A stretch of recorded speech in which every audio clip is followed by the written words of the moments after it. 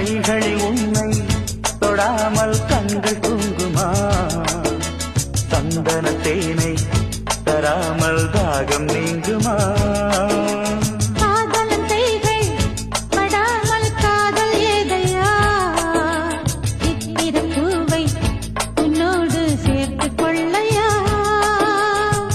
இதழ்களின் மேலே இதழ்களினாலே கதைகளை தீட்டு